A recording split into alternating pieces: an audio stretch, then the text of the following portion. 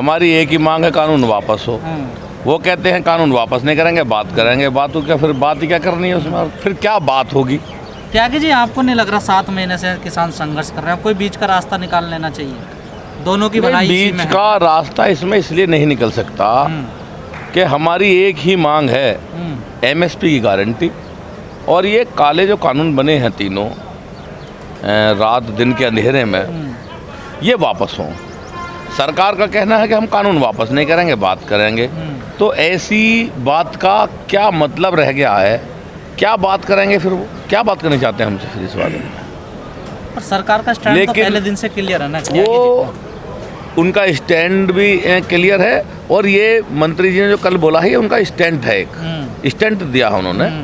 और सब पूरा देश जानता है कि वो स्टंटबाजी कर रहे हैं और इससे ज़्यादा कुछ नहीं कर रहे हैं। धान पे एमएसपी बढ़ाई है, मक्के पे बढ़ाई है, उसको कैसे देख रहे हैं उसको दम? हाँ, धान पे एमएसपी बढ़ाई है, मक्का पे एमएसपी बढ़ाई है, उसका परसेंटेज देख लो, और डाई कितने रुपए की कर दी उसे भी देख लें, डीजल देख लें आप, कुछ रसायन देख लें। नहीं मिल रहा इस टाइम, और यूरिया की यूरिया की तो 1 महीने से बाजार में यूरिया नहीं है।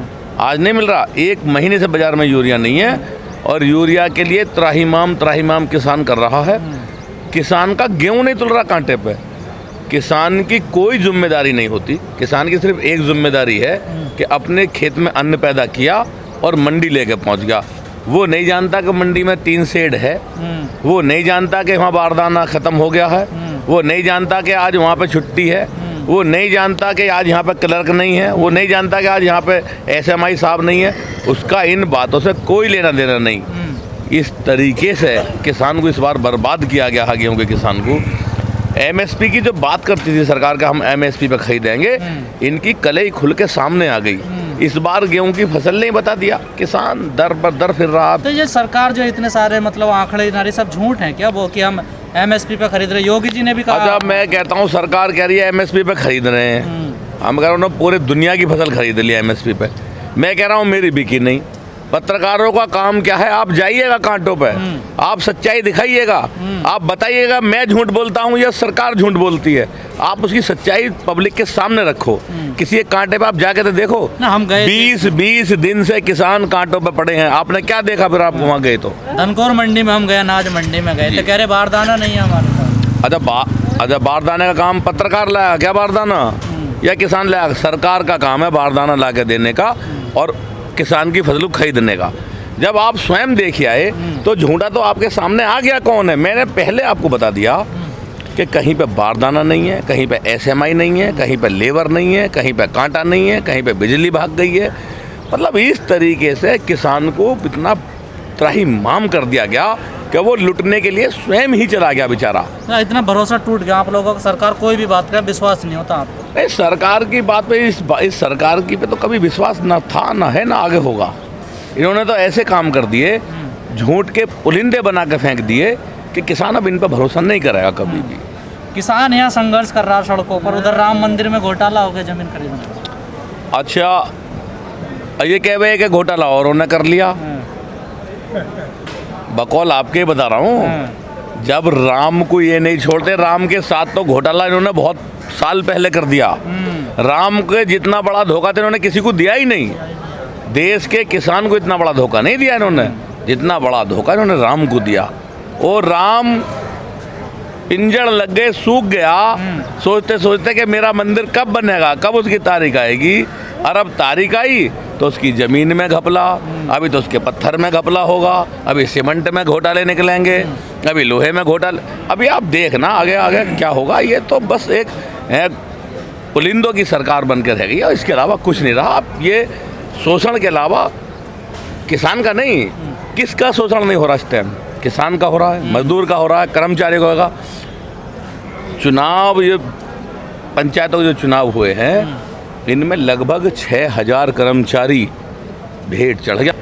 सिर्फ अपना इतना सा हित साधने के लिए इन्होंने जानें ले ली लोगों की। उनके परिवारों से पूछो जिनके सदस्य इस चुनाव को कराने में चले गए। माघराम जी, कई चैनल ऐसे दिखा रहे हैं कि जो धरना स्थल है ना, वो धरना स्थल कम रहेगा, घटना स्थल ज़्यादा होते जा रहे हैं। नहीं, ये बकवासबाजी है। यहाँ आप आ रहे हैं, कहाँ की घटना है? घटना कहाँ से आ जाएगी? यहाँ घटना हो ही नहीं सकती।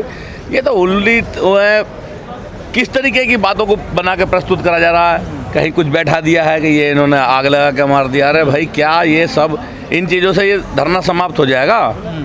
इन चीज़ों से धरना समाप्त नहीं होगा। धरना समाप्त होगा इन कानूनों को वापस लेने से। कहीं आप कहो कि शराबी हैं, कहीं सरकार कह रही है कि जला के मार दिया, कहीं सरकार कह रही है कि बलात्कार कर दिया। अरे भाई जिसने जला के मार दिया पकड़ के ले जा, जिसने बलात्कार कर दिया उसे पकड़ के ले जा, उनकी जगह जेल में है। हम तो ना कह रहे उनकी जगह धरने पे है, हमने तो नहीं कहा। और हमने किसी से ये कहा हो कि पकड़ के न ले जाओ, पकड़ो, कानूनी कार्रवाई करो, जो अपराध करेगा वो झेलेगा अपने आप। तो हम आंदोलन कर रहे हैं, हम आंदोलन करते रहेंगे। क्या जी निकलेगा कोई रास्ता, ऐसे ही चलता रहेगा? हाँ, रास्ता भी निकलेगा। अभी उन्होंने मंत्री जी ने कही है कि बात करेंगे, कभी फिर ये भी कहेंगे हम कानून वापस ले लेंगे। पर 1.5 साल तक तो कुछ होने वाला नहीं, क्योंकि सुप्रीम कोर्ट ने भी कानूनों पर रोक लगा रखी है। अच्छा, कोई बात नहीं, सुप्रीम कोर्ट ने रोक लगा दी। सुप्रीम कोर्ट को लगा कि कानून अच्छे नहीं है, उन्होंने 1.5 साल तक रोक लगा दी। फिर रिट दायर होएगी, अब क्या वो 3 साल तक रोक लगा देंगे। 3 साल में इनके सूपड़े साफ हो जाएंगे, किस्सा खत्म हो जाएगा, अगली सरकार आ जाएगी, माफ़ कर देगी। सर 7 महीने बाद यूपी में विधानसभा चुनाव होने, क्या तैयारी है किसानों की? किसान वोट नहीं देगा, तैयारी कुछ नहीं। हाँ, वो विरोध करेगा पूरा, वो वोट नहीं देगा। वोट नहीं देगा या वोट नहीं देने देगा किसी को? नहीं, देने का तो किसी पर अधिकार ही नहीं है। मुझे अपनी वोट का अधिकार है, मुझे अपनी पत्नी की वोट का अधिकार नहीं है कि मैं उसको मना करूँ तो वोट मत दे। वो भी स्वतंत्र है, मैं भी स्वतंत्र है, मैं वोट नहीं दूंगा। फिर किसको दोगे? भाई जिसको तो मन करेगा दे देंगे, किसी को भी। मन बना लिया बीजेपी जो कहेगा कि इन कानूनों को वापस कर देंगे हम, उसको दे देंगे। तो उस समय 15 लाख की और ऋण की माफ़ करने की बात हुई थी, तो उस पर वोट दिया था आपने? नहीं, 15 लाख तो हम भी जानते थे कि स्टंट है। और ऋण माफ़ी का जो इन्होंने दिखाया, एक चश्मा लगाया किसान की आंखों पे, किसान वास्तव में इनके इस भ्रम जाल में फंस गया। क्योंकि किसान कर्ज के बोझ के तले दबा हुआ था। किसान कर्ज के बोझ के तले दबा हुआ था। वो अपनी ज़मीन बचाने के लिए ये इस उसमें आ गया कि शायद कर्ज माफ़ हो जाए। लेकिन इन्होंने किसान के साथ बहुत बड़ा धोखा करा। उसका एक पैसा माफ़ नहीं हुआ और उल्टे किसान कर्ज के दलदल में दब गया। इनका इंतजार करता रहा इनकी ऋण माफ़ी का, और वो ऋण माफ़ी नहीं। जी 7 महीने से आंदोलन चल रहा, आत्महत्या अभी भी नहीं रुक रही है किसानों की। नहीं, किसान की आत्महत्या तो रुकेगी नहीं। कैसे रुकेगी आप बताओ? कौन सा कानून है, किस जो है फार्मूले से किसान की हत्या रुक जाएगी? किसान टमाटर का बीज खरीदता है 40 लाख रुपए कुंटल। कितना? 40 लाख रुपए। 40 लाख रुपए क्विंटल का बीज खरीदा और 2 रुपए किलो उसका टमाटर बिका, वो भी सड़क पर फेंकना पड़ा। कहाँ से रुकेगी आत्महत्या? मक्का की बुआई चल रही है इस वक्त, 45,000 रुपये क्विंटल मक्का का बीज है और मक्का बिक रही है उसकी 850 रुपये क्विंटल। 4 महीने उसने उसकी सेवा करी, उसमें रसायन, खाद, पानी, कटाई, निराई, गुड़ाई, झंगाई करके मंडी लाया, 850 रुपये क्विंटल बिक रही है। MSP से आधे दाम पे बिक रही है। तो किसान कहाँ से जो है भरपाई करे इस चीज़ की? कैसे रुके उसकी आत्महत्या? एक आखिरी सवाल, सारी जो जितनी भी समस्याओं की जड़ है कि खरीद की गारंटी हो जाए, तो फिर तो कोई दिक्कत नहीं। अगर हाँ, खरीद की गारंटी के लिए 7 महीने से 467 किसानों ने जान इसलिए दे दी कि यहाँ खरीद की गारंटी मिल जाए। आज अगर खरीद की गारंटी होती तो किसान जो है लाइन लगा के मंडियों में ना पड़ा होता। मच्छरों ने धेड़ के फेंक दिया, उसका इतना बुरा हाल है, ना नहाने का है ना धोने का है। मंडियों में कोई व्यवस्था नहीं है, ना पानी पीने की व्यवस्था है, ना पानी पिलाने की व्यवस्था है, ना रहने की व्यवस्था है, ना सोने की व्यवस्था है। बहुत बुरे हालात किसान के रहे हैं और किसान परेशान है इस बार।